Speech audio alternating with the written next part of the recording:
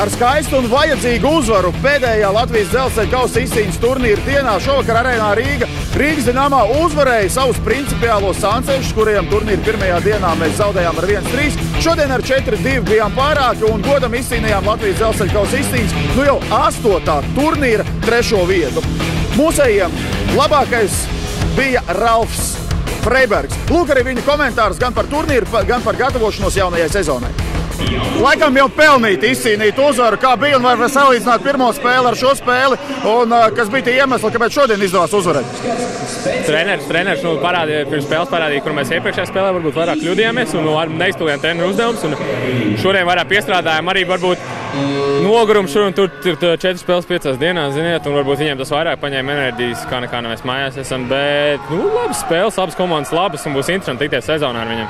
Šī bija pēdējā spēle, gatavojoties jaunajai sezonai, tavuprāt, cik liela gatavība Dinamo komandai ir? Rīgas Dinamo? Gatavu, protams, varēja piestrādāt pie visi vēl pie jāpiestrādā nedaudz pa mazītiņiem, piemēram, iziešana vairākumā ārā.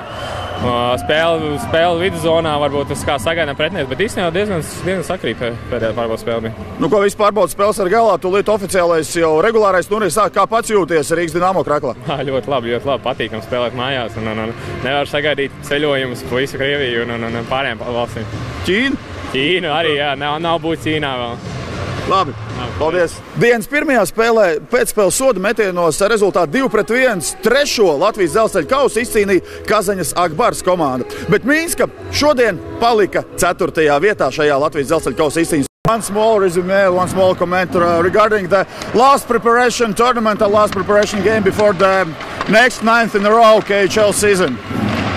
Yeah, it's a good tournament. We've been 3 years now in Minsk. I've been here, and it's a fun tournament, good competition. Obviously Kazan and Yaroslavl, they speak for themselves. But even the games we've had with Riga have been really good, really tight. So it's we're disappointed we didn't play better, but we know what we got to work on before the season starts now.